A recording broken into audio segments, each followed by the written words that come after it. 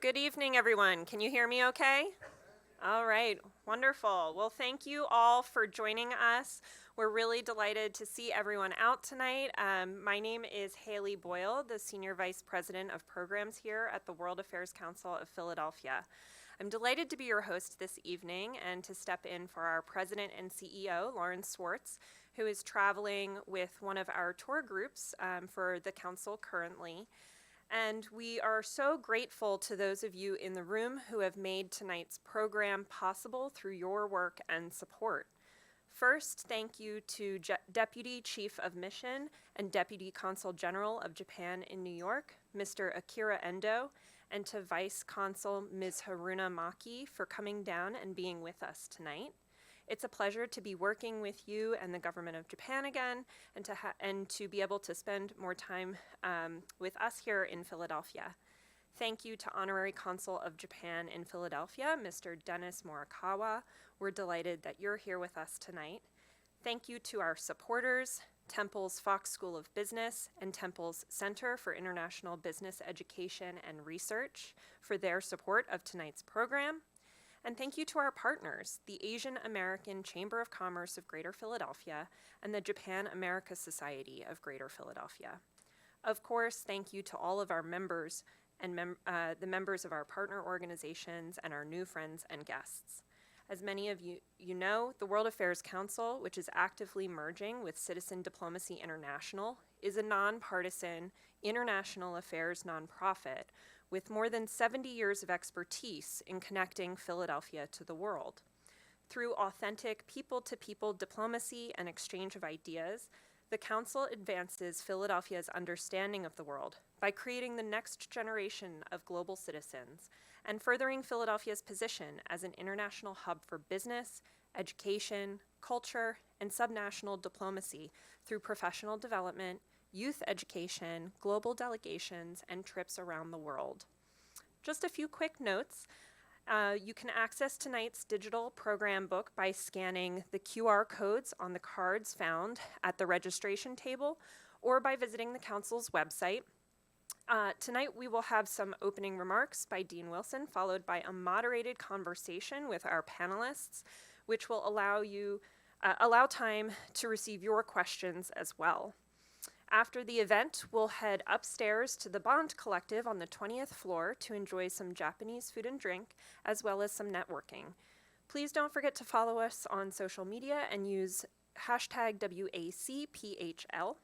It is now my pleasure and honor to welcome Mr. Akira Endo, Deputy Chief of Mission and Deputy Consul General of Japan in New York, for a brief welcome.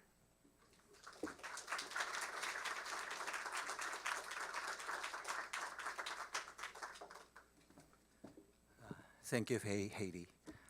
And good evening, everyone. I'm Akira Endo, as she introduced me, Deputy Chief of Mission and Deputy Consul General of Japan in New York. And I'm delighted to attend tonight's program, Connected Economies, the U.S.-Japan Economic Relationship. I'm grateful to the World Affairs Council of Philadelphia for hosting tonight's program on the U.S.-Japan economic relations following last year's event on the U.S.-Japan Defense Cooperation. Actually, this is my first time since 15 years ago visiting Philadelphia, so I'm very excited to be here with all of you today. Japan is the biggest foreign investor in the U.S., and Japanese companies employ nearly 1 million Americans, which is the second largest out of all foreign companies. The two economies are deeply linked together, and when Japanese companies prosper, so does the US economy. We can see such a strong partnership between our countries here in Philadelphia as well. There are about 70 Japanese companies operating in the greater Philadelphia area, creating over 6,700 jobs. They are making positive impact in local communities, not only through employment, but also through various community engagements. For over 6 decades, the US-Japan alliance has been the cornerstone of peace, security, and prosperity in the Indo-Pacific region and around the world. and it has grown into an unshakable alliance. Recognizing the increasingly serious regional security environment, Japan and the US have never been so strongly committed to enhancing coordination on all aspects, including the economic relations. At the Japan-US summit meeting last month, two leaders shared the view that the Japan-US economic relations were elevated to a strategic stage in 2022 with the launch and progress of the Japan-US Economy Policy Consultative Committee, the Economic 2+2, and the Indo-Pacific Economic Framework, IPEF. With Japan holding the G7 presidency and the US holding the APEC chair this year, the two countries will lead the international community toward sustainable and inclusive economic growth and maintaining and strengthening the rule-based, free and fair international economic order. I'm excited to hear how the experts view the present and future of the US-Japan economic relations. Mr. David Bowling, Ms. Shihoko Goto, and Dean Matthew J. Wilson. Thank you so much for being with us. I look forward to engage with all the participants tonight over Japanese cuisine later at the reception as well. Thank you.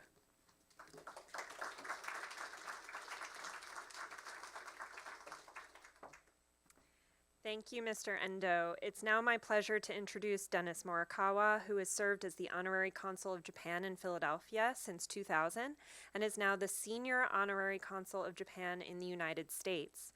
Dennis is also the past president and honorary co-chair of the Japan-America Society of Greater Philadelphia and recently retired partner after 47 years of the Philadelphia law firm Morgan Lewis. Dennis, thank you for joining us.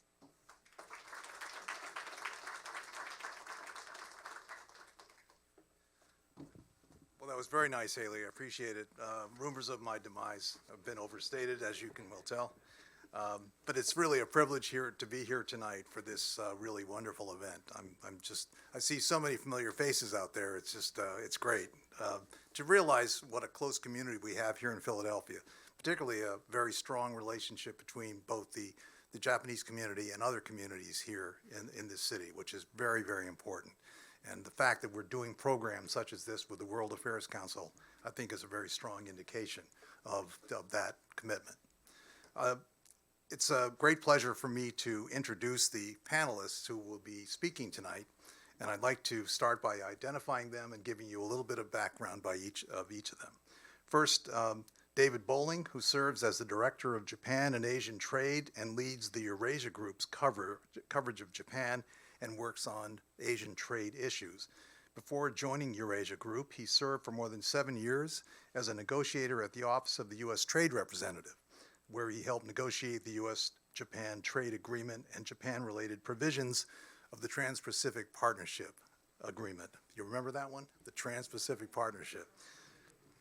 In addition to that, and this is very impressive in my book, he passed the highest level of the Japanese language proficiency test, which is no small achievement for an American. Next, I'd like to welcome Ms. Shihoko Goto, who is the Director for Geoeconomics and Indo-Pacific Enterprise and Deputy Director for the Asia Program at the Wilson Center in Washington, D.C., which happens to be located only 1 block away from my former law firm, Morgan Lewis. Her research focuses on the economics and politics of Japan, Taiwan, and South Korea, as well as U.S. policy in Northeast Asia. A seasoned journalist and analyst, she has reported from Tokyo and Washington for Dow Jones and UPI on the global economy, international trade, and Asia markets. So welcome.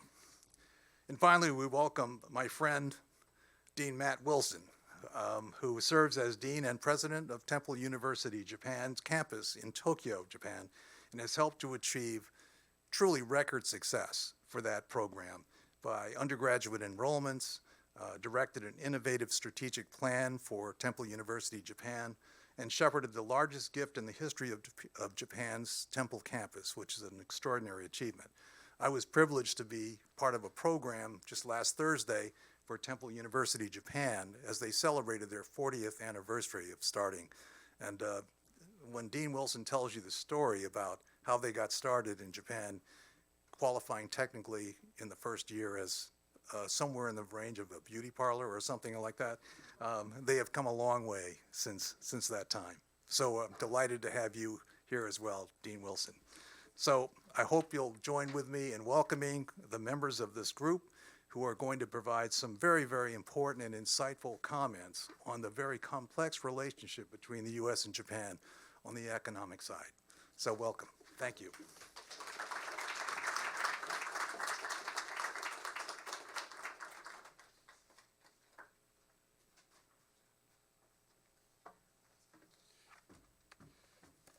So it's dangerous when you give me the microphone first, because you never know when I'm going to end. But really, it's a privilege and a pleasure to be with here this evening. I'm glad that we were able to work with my schedule. I'm hopping on a plane and headed back to Tokyo tomorrow morning, so I get to celebrate my presence in the United States with each one of you. But tonight, I have the opportunity to kick off and give some preliminary remarks on the topic of connected economies, the U.S. and the Japan economic relationship. And today, I want to just talk briefly about not only the U.S. And Japan economic relationship, but what it means to those of us that are here in Philadelphia and in Pennsylvania, and then more specifically, using Temple University as a case study of the interconnected economies and how Japan and the United States can work together. If I look at things on a macro level, when we think about the U.S. and Japan in general, I think you heard quite a bit about how close the United States and Japan have become. You know, when you think about the United States and Japan, the first biggest, I guess the biggest economy in the world, and then third biggest, the United States and Japan together control about 30% of the world's economy. Quite significant.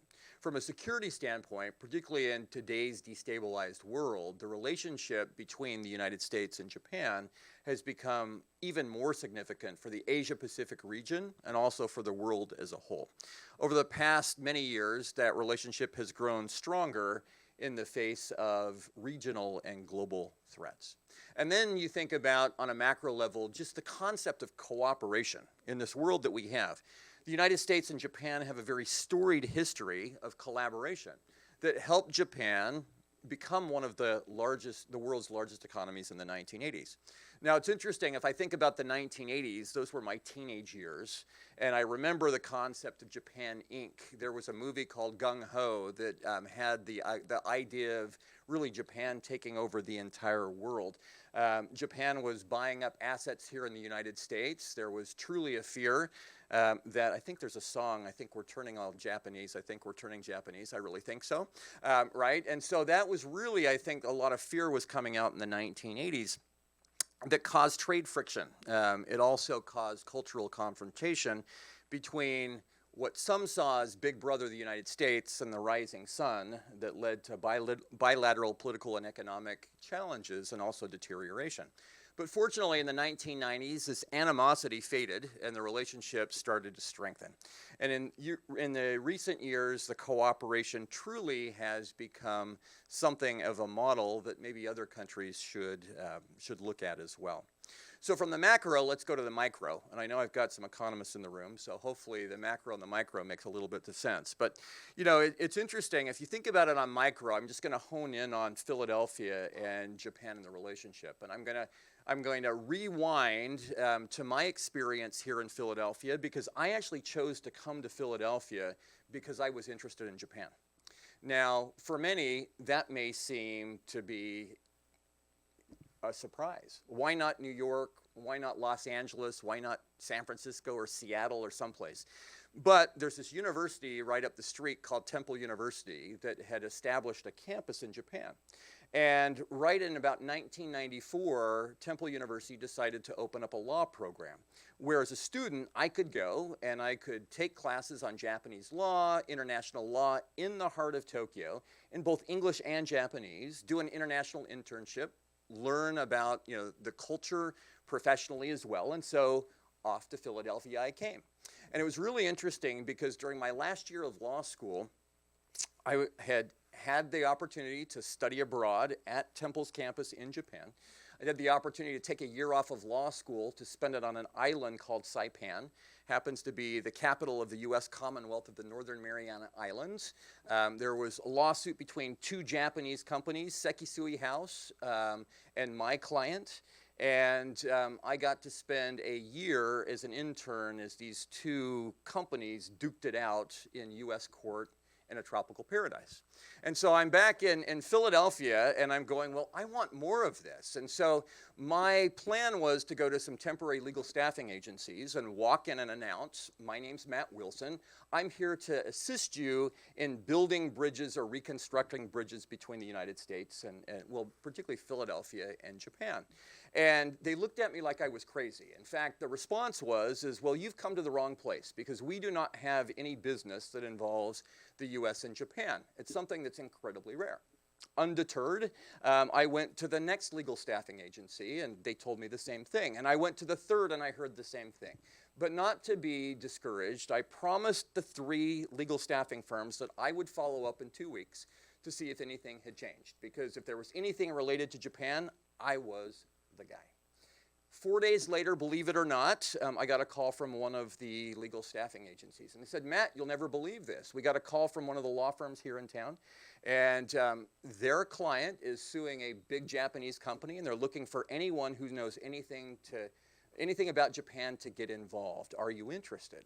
And I said, you know that I am. The next day, from another one of the firms, I got a phone call. And they said, Matt, you never will believe this. And I said, let me try. There must be a lawsuit involving a Japanese company. You're looking for anyone that knows anything about Japan, and I'm your guy. And they said, well, how did you know? And I said, well, another legal staffing agency called me yesterday. And they said, no, this is a completely different matter. We have an exclusive on that. So what I learned from this is even though there may be a belief that there isn't a relationship between Philadelphia and Japan, there actually is quite a bit that's going on between the two countries. And it may be hidden. It may be under the covers per se, but it actually is there.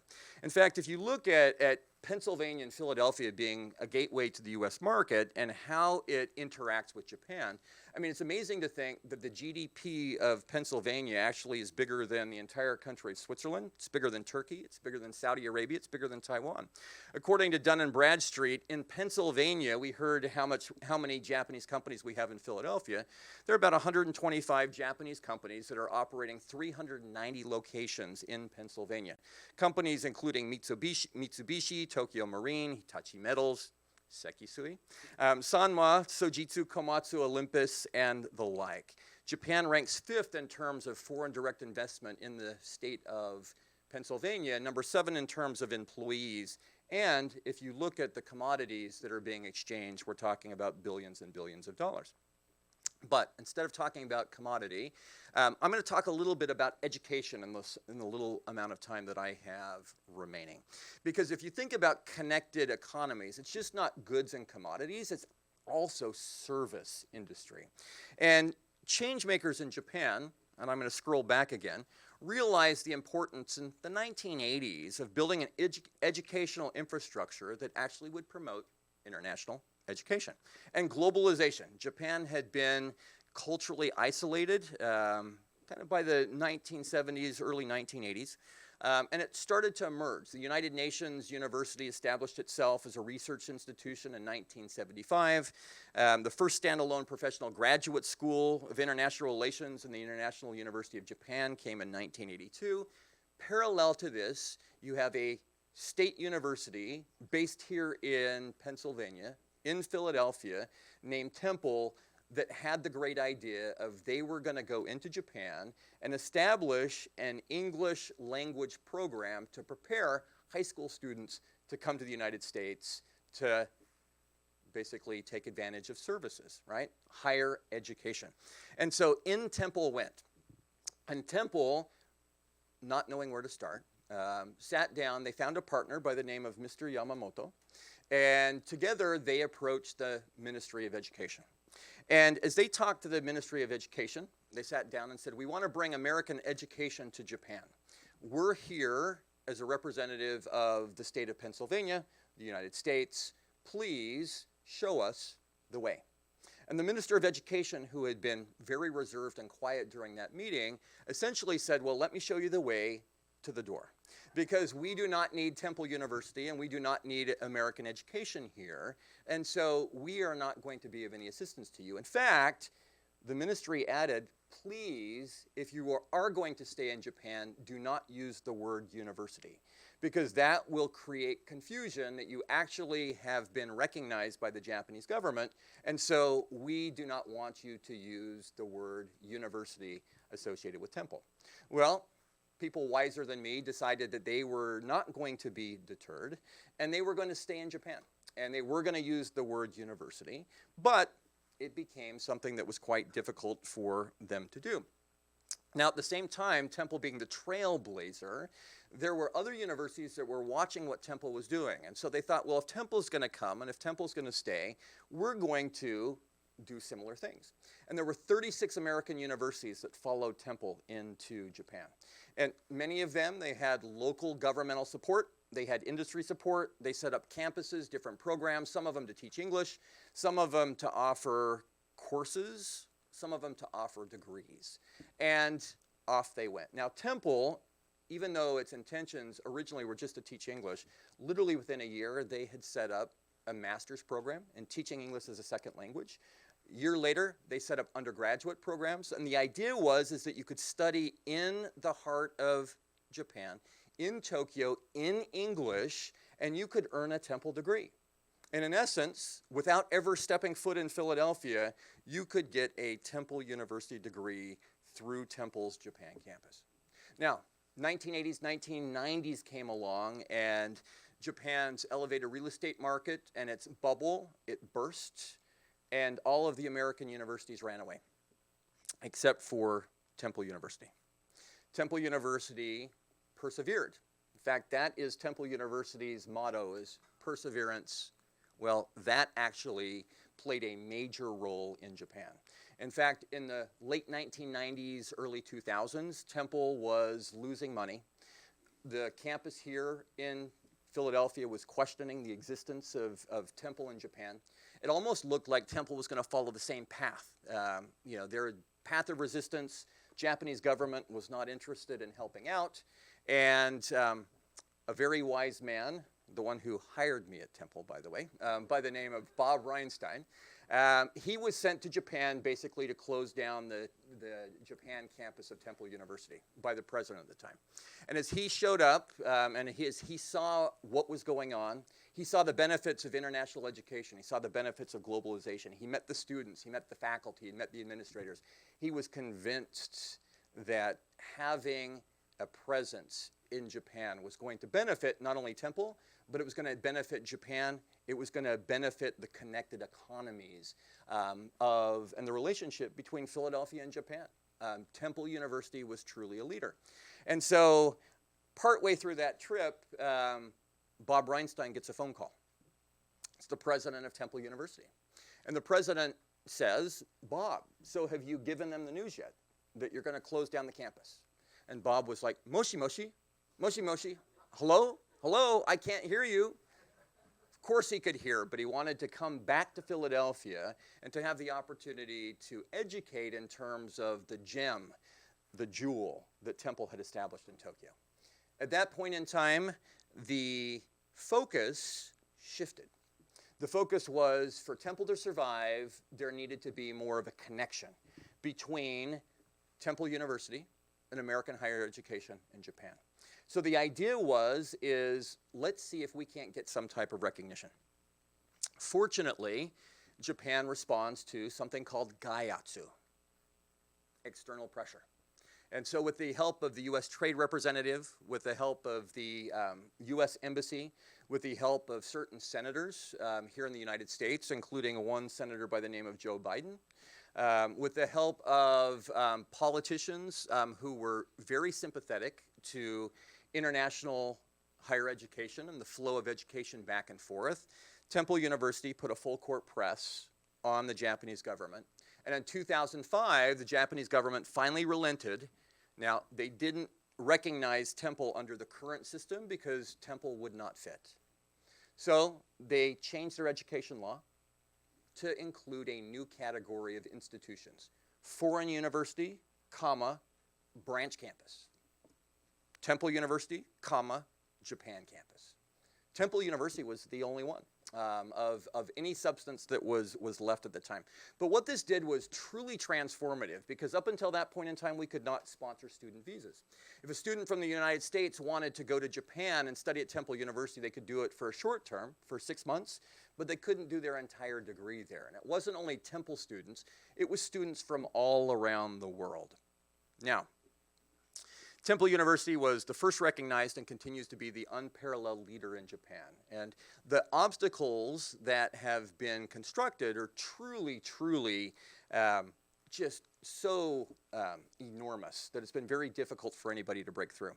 But if I look back, I mean, really in sum, the history of Temple University Japan, as we call TUJ, is in some ways an expression of the history of American-Japan relations from 1980 to 2020, as well as the growth of international higher education.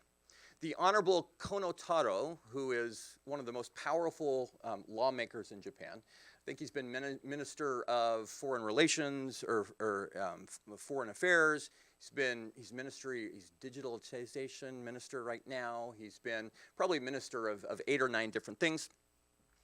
He agreed to speak at our commencement this last May.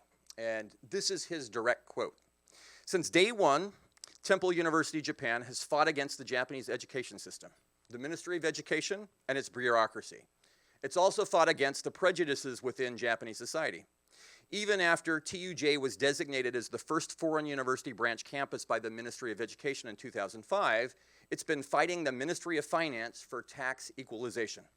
It's also been fighting against immigration and the quarantine officers on behalf of the foreign students during COVID-19. I'm very grateful for the courage of Temple University leadership during these times. The success of TUJ and the quality of the students it has produced have truly paved the way. So I stand here 41 years into Temple University's history. In academic calendar years, it's the 40th anniversary actually, and we continue to battle. Japan's solution is to become a Japanese university. Our response is we're an American university. We can't become a Japanese university, and we continue to try and work through the taxation issue of this being a major thing. Our students have to pay, actually we pay on their behalf, we pay consumption tax, 10%. I could shave off 10% of the tuition bills if we were given that privilege. If there's anything left at the end of the day, we get taxed at a 45% rate. But if you look at TUJ and Temple University's foray into Japan, not only has the university survived, but now it has thrived. The idea is one Temple. You obtain a degree from Temple. We actually have 24/7 services. For night owls, not that any of us ever procrastinated when we're studying, but you know, if it's 1 a.m. and you need help with your paper and you're a student in Japan, it's amazing because it's 11 a.m. here in Philadelphia. So our students can just chat, or they can text, or they can email, they can call, and they can get tutoring help. Likewise, we can do the same thing. The size and our growth has been amazing. Back in before 2003, or 2005, we really struggled.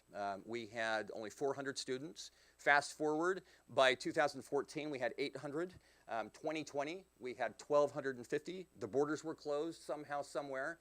You put some energy infused, some new programs, and 2.5 years later, we're at 1,850 undergraduate students. I bet that we'll be at 2,000 here very quickly as well. It has become a destination of choice. We have 40% of our students are from Japan, 40% are from the United States, and 20% are from nearly 70 different countries. And we also are hosting 9 evacuees from Ukraine to help them complete their education. 92% of our students are based locally. They are pursuing their degree on our campus, and 8% are short-term study abroad that come from Philadelphia, Pennsylvania, and other places around the world, and they flow in this form of international education that helps students, and this is what Temple has done over the last 40 years, to become bridge builders, to become ambassadors of Philadelphia and Japan.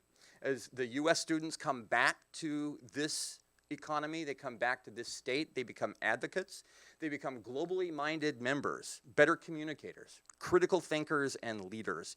And through the impact that these individuals make, have made, and can make, we truly are a better society for it. And so today, I appreciate the opportunity to talk about connected economies and the relationship between Pennsylvania, Philadelphia, and Japan. And I truly hope that what we have established at Temple University can be a model. It can also be a base, it also can be a foundation, it can be a springboard to ensure even better relations between the United States and Japan going forward. Thank you.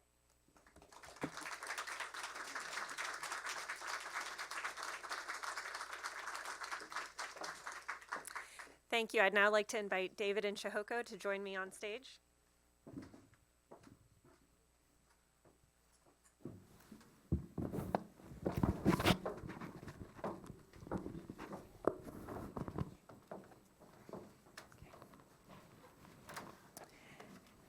And thank you, Dean Wilson, for your opening remarks.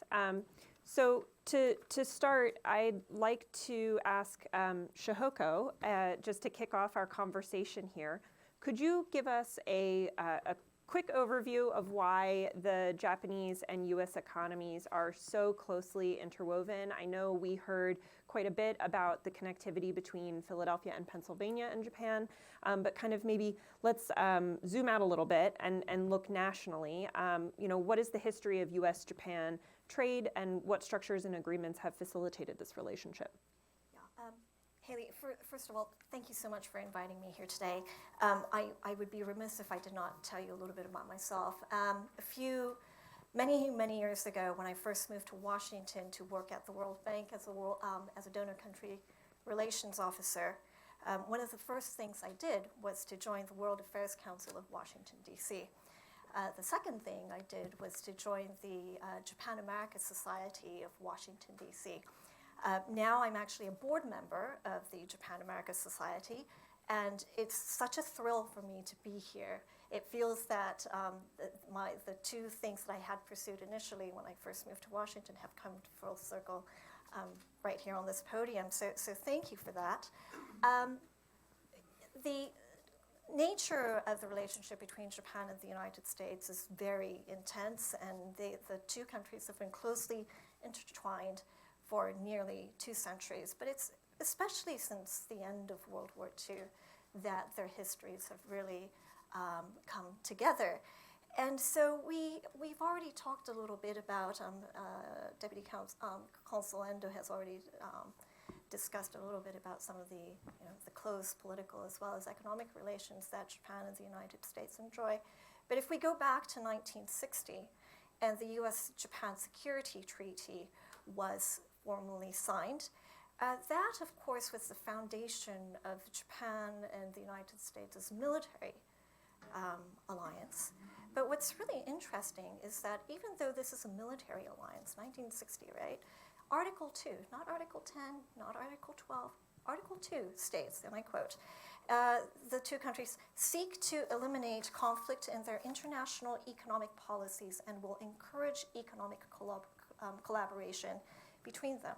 So obviously, the two countries were very much focused on not only the importance of economic interests that the two countries pursue, but committed to avoiding economic conflict in the future. What had emerged, though, is that although U.S.-Japan relations on the security front have been very strong throughout the decades, when it comes to economic relations, especially on the trade front, it's been quite thorny. And I'm sure David could really elaborate further on just how tempestuous it's been. We've had nearly 6 decades really defined by conflict, from everything from auto and auto parts to agricultural products, including rice, beef, semiconductors. But perhaps the most sensational, I would say, was in 1987, where you have members of the U.S. Congress at the steps of Capitol Hill bashing and smashing Toshiba stereo sets. And this was because Toshiba, the electronics manufacturer, as well as a Danish company called Kongsberg, were selling submarine propeller secrets to the Soviet Union, and the members of Congress were taking action protesting against that. But it was much more than that. There was cultural tension. There was a huge trade deficit between Japan and the United States, and it was a demonstration of frustration and anger that went far beyond what Toshiba was doing or not doing regarding during the Cold War. Now, the dynamics, though, have altered dramatically since then, and especially over the past decade. And that is, in a nutshell, summarized by China's rise, China's hegemony in Asia. In 2010, China takes over Japan as the world's second largest economic power. And the question, the challenge was not necessarily about China becoming number 2 and Japan becoming number 3, but it was more about what China's bigger aspirations were.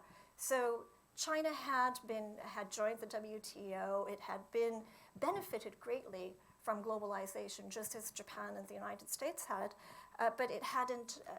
Rather than adopting to the rules that actually allowed it to succeed, it was actually taking advantage of some of the rules that were being offered as a result.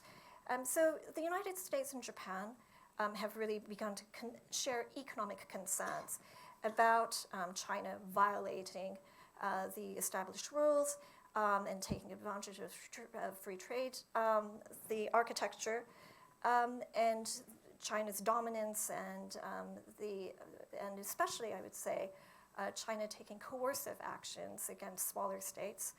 Japan has faced a lot of coercive action from China regarding rare earths. Australia, since demanding China to open up to an investigation into the origins of COVID, had faced a backlash of protest and trade restrictions on Australian wine and other goods. It's been tough for Australia. Korea had faced a lot of backlash from China when it allowed the United States to deploy its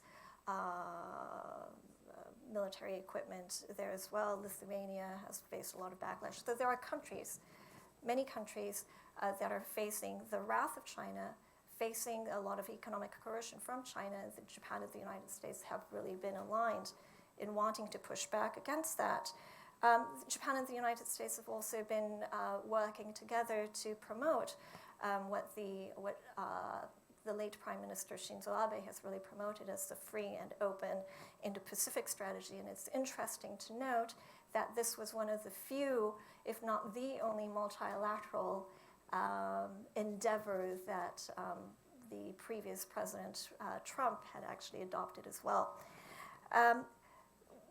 What is interesting is that economic relations between Japan and the United States are no longer really defined by conflict. From an issue that had been the thorn to bilateral relations, it has actually emerged as the single biggest topic that actually unites these two countries even further together. But what is, as we look forward though, are we in this very comfortable situation between Japan and the United States as they try to push back against authoritarian regimes and the like?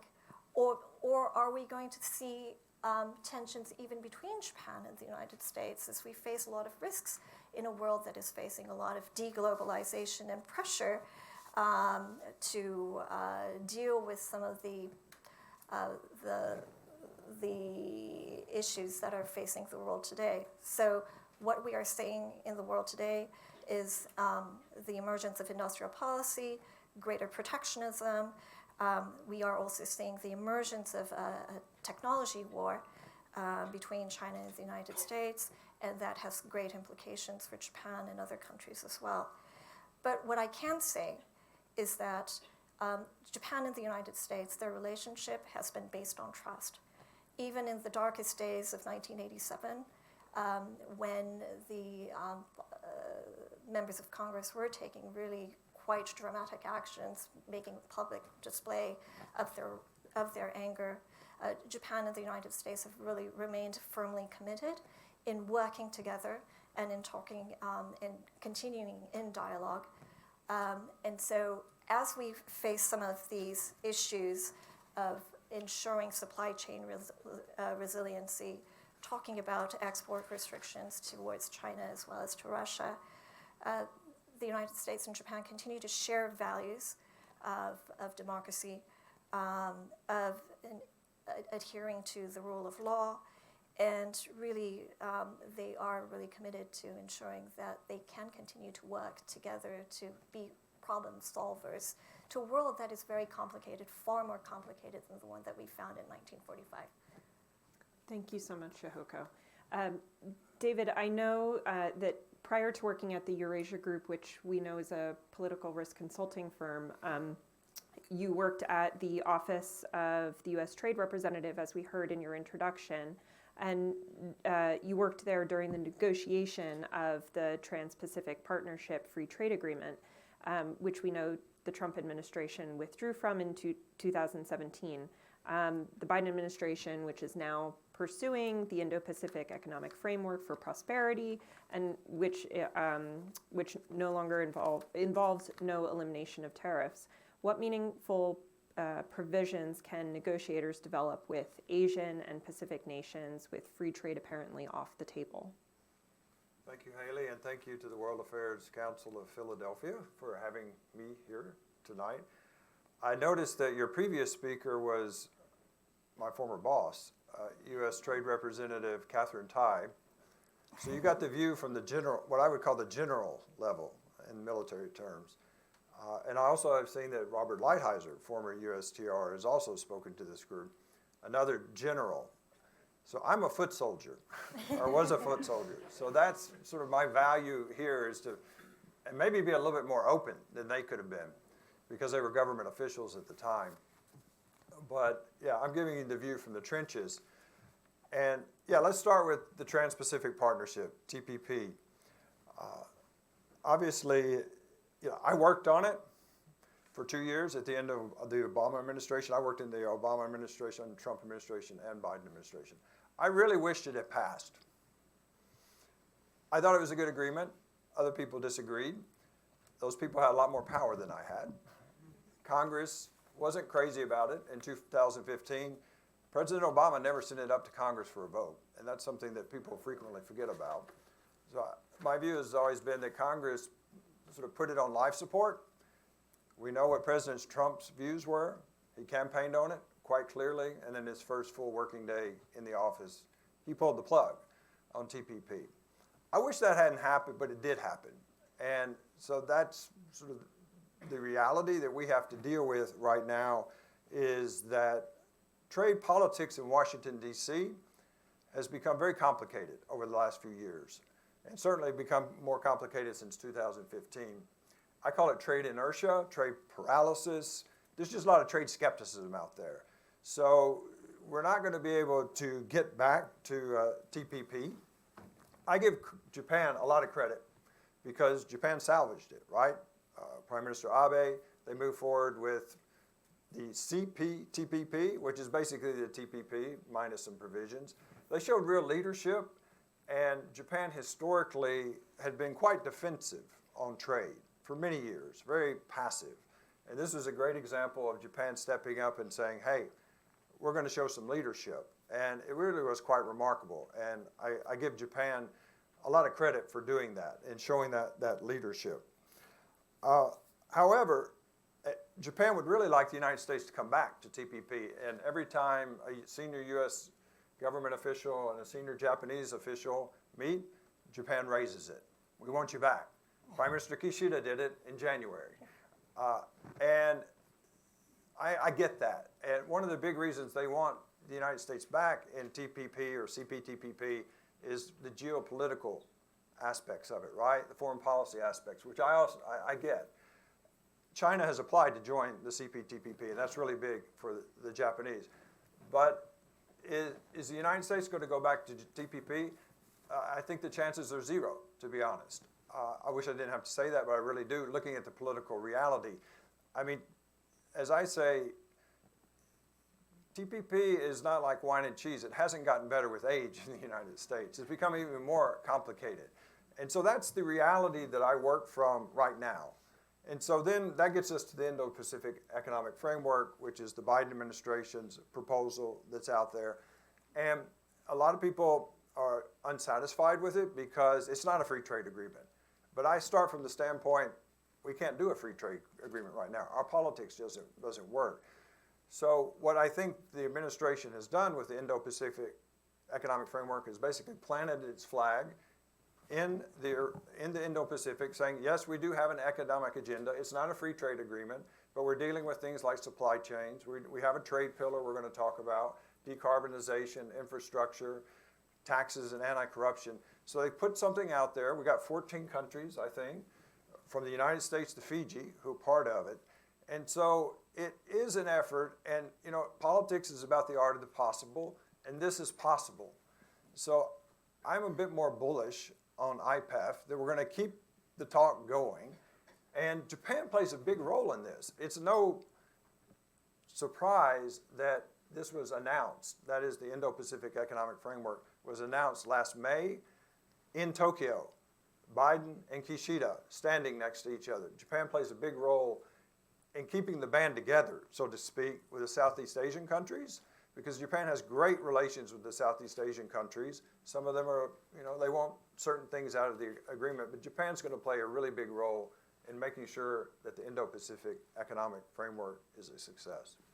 Can I just Yes, add please. to that? So just to echo all of what David said, but to supplement it as well, Japan has really almost taken a divergent view from the United States. So David is talking about the appetite, the political appetite in the United States for multilateral trade agreements, and trade agreements in general is really, it's low and is getting even lower, right? Even under the Biden administration. But in Japan, this past decade has really been about furthering opportunities and networks. So not only has Japan pursued and led the success of CPTPP and trying to to rise up to the challenges that the question of the challenges of accession of other countries will pose, but during that same time, Japan is also taking new trade agreements. It became the first country to sign a trade deal with a post-Brexit UK. It has encouraged the UK to apply, the post-Brexit UK to apply to join the CPTPP. Japan joined RCEP, the Regional Comprehensive Economic Partnership Agreement in Asia, which China is also a member of. It has pursued a bilateral free trade agreement with the European Union as well. So it's pursuing all of these, and at the same time, there is greater expectation for Japan to take on a political leadership that comes with coming up with the new economic architecture as we face all these uncertainties amid all these challenges that the world economy faces. Thank you. I know one of the other uncertainties, right, is that around population growth. And Japan reached its peak in 2008. And ever since has both shrunk and trended towards a higher average age. How does this affect the Japanese economy? What can the United States learn from these demographic trends, and how has the Japanese society responded to it? Shihoko, Yeah, so the population challenge is not unique to Japan. Mm-hmm. It's a challenge that's faced by all industrialized countries, with the exception of the United States. And this country has been able to keep away from it because of a high immigration rate. Mm-hmm. Japan, the demographic challenge, unlike something like a natural disaster or an economic fallout, it's slow, right? You have to give birth, and then you kind of like you have to you can actually calculate it. The challenge, of course, is that it's not simply about declining birth rate. It's also about longevity, and so in Japanese it's called shoshikoreka. Smaller, decreasing population as well as an aging society. So the two go hand in hand. It's a challenge because at the moment Japan is really trying, as I talk about, Japan trying to do more on the global stage, a global Japan. One of the things that it has to do is to take on a greater role in the security arena. That costs a lot. So on the one hand, the Japanese don't object to Japan spending more on security. That Japan, the neighborhood Japan finds itself with the rise of China, North Korea threats, it needs more guns, right? More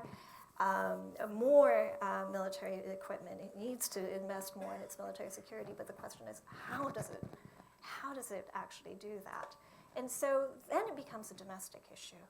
Japan has one of the most generous policies to ensure that women are able to take about 2 years off from paid leave.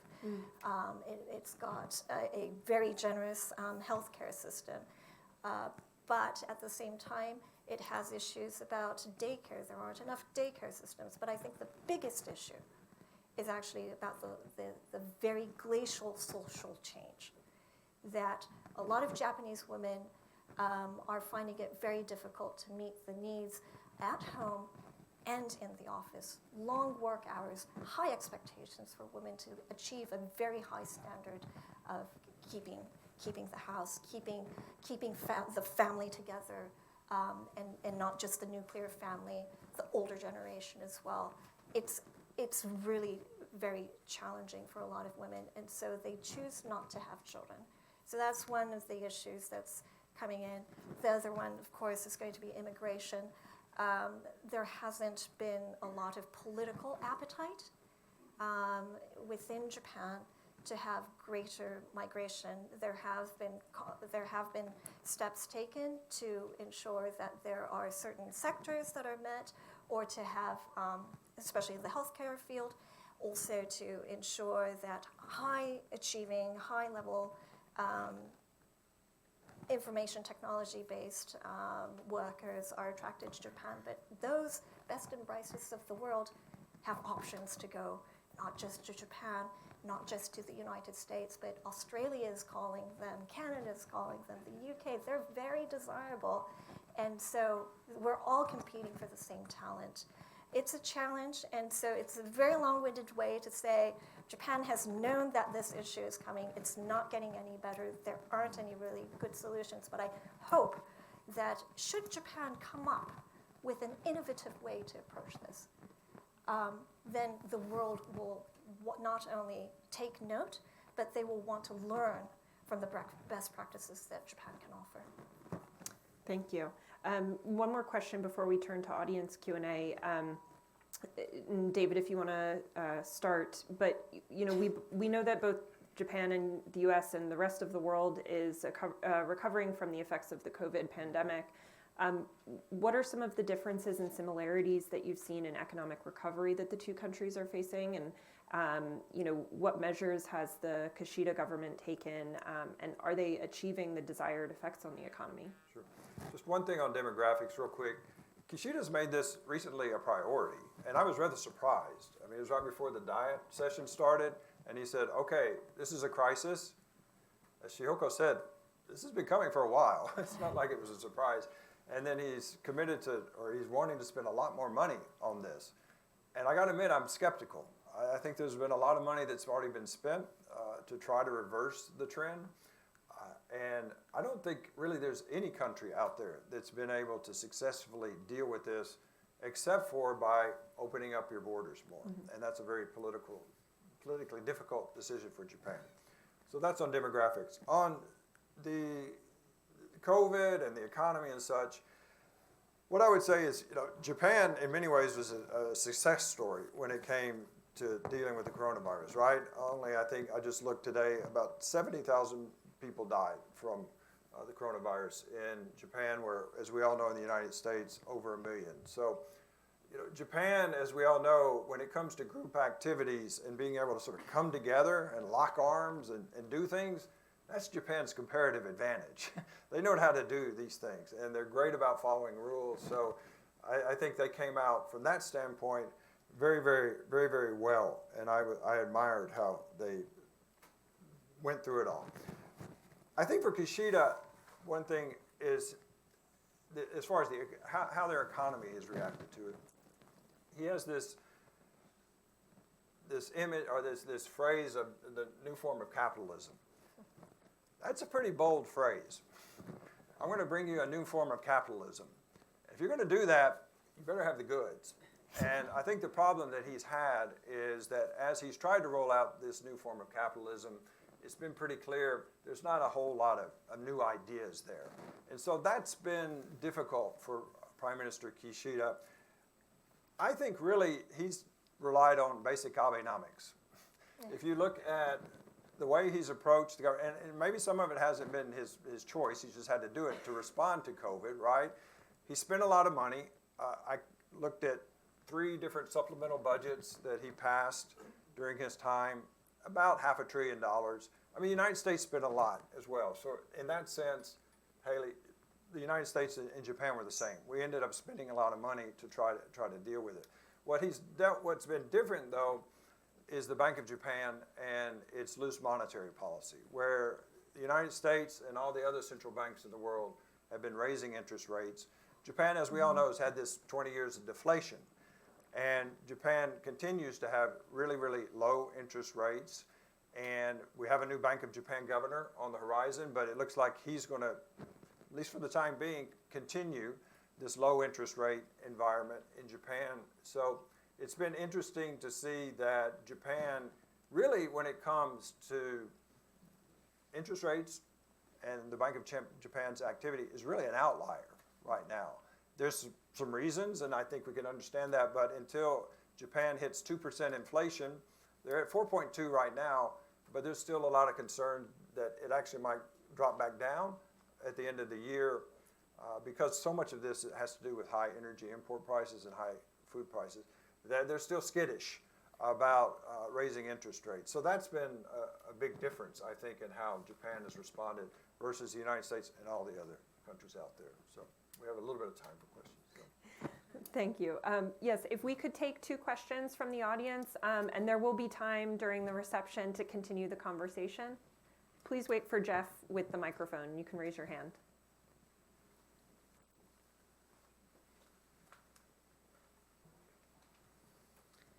Thank you. So my question would be for either panelist. It would be, how would you explain Japan's ability to create and arguably surpass the United States with such innovative technology, such as automated healthcare systems, etc.? I know you touched upon it a little bit. Shohoko, you want to take a first go? Do you want me to start? You can start. I'm not going to be able to give a great answer, but the thing that's always impressed me about Japan is precision. So I often call Japan a precision society. And I think we see this reflected in what they do well and what historically have they done well in. Things like automobiles, right, where you really need precision. And if you've ever worked with Japanese government officials or Japanese in general, you know that they're a very precise society. What I often say is the thing I love about Japan is their perfectionism. The thing I hate about Japan is their perfectionism. Because when you're in a trade negotiation, they want every I dotted, every T crossed, and it can drive you a bit crazy. But I do think that Japan's comparative advantage frequently in producing things is that attention to detail that they have that is really remarkable and always amazes me. Just really remarkable. So I'll start it off there. Yeah, I think also one of Japan's strengths is the ability to work collaboratively and also to do their due diligence. And so perhaps innovation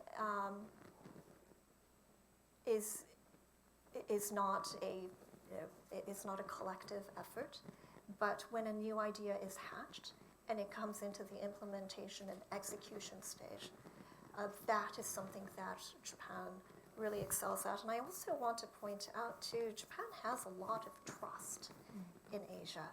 And so there's a poll that's done regularly by a Singaporean think tank, and it has continued to find that the Southeast Asian countries really trust Japan, and for Japan to do good, and whatever that to do good means. But I think when it comes to something like healthcare, when we talk about how countries have really dealt with COVID differently, in Japan, there has been more of a social compact between the government and its people, that there is an expectation that the government will provide the health care and that it will provide these social goods, the social necessities, so that there is this collective interest that actually can work to Japan's advantage, which is a very different approach from the United States and Europe, and focus much more on individualism and accountability of the individual. And there are strengths and weaknesses to both those approaches. We have time for one more question.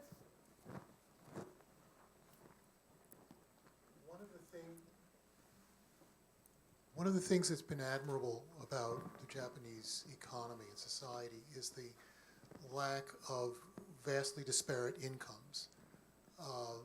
Lately, in these recent decades, there seems to have been some cracks in that. Do you see Japan as being able to open up more? And you've been talking about it as being a leader in trade and opening up the economy. Is that going to become a growing problem in Japan?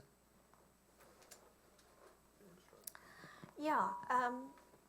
So when we talk about economic competitiveness compared to like military competitiveness, there is a tendency to say that unlike competing for territories, which is finite, the economy can kind of expand limitlessly, right?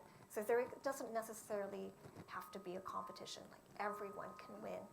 But that's not necessarily the case, especially when we look at the field of technology. It is the standards, the rules that are going to be set by the winners. And so there is a lot of competition to actually to be the rule setter, and it's going to be a winner-take-all kind of game, which is why we're seeing so much more talk about economic competition being at the heart of the strategic competition between the United States and China. So where does that lead? Why am I mentioning this in when we talk about Japan and competitiveness? One of the challenge and equity. One of the challenges that Japan's going to face, as I said before, is going to be able to retain its top talent.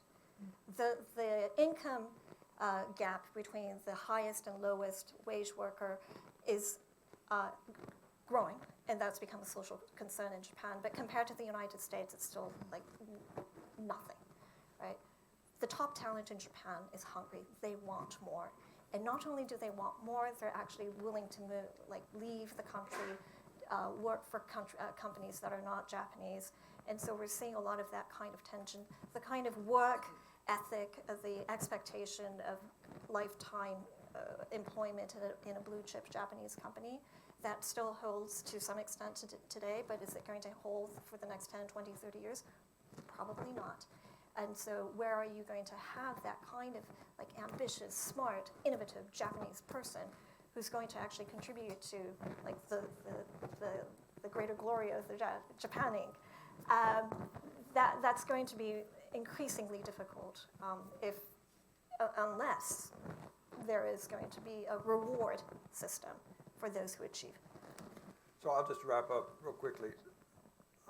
This whole new form of capitalism, the idea is it's supposed to address these concerns about inequality. Like I said, it hasn't really gotten started off very well. I don't sense in Japan politically there's a real uprising or concern about inequality. Perhaps there is between the so-called official employees and the contract employees. You do see big differentials there. But the big issue right now is inflation, and particularly, high energy costs and high food import costs. That's a bigger political issue right now, in my mind, than inequality. And like Chihoko said, when you compare it to the United States, Japan is like light years ahead of us when it comes to equality in income and such. So I see the inflation issue as the bigger political issue right now than inequality, and that's the one I think really needs to be focused on. Thank you, Chihoko. Thank you, David, for joining us this evening. I know we'll have time at the reception to continue the conversation.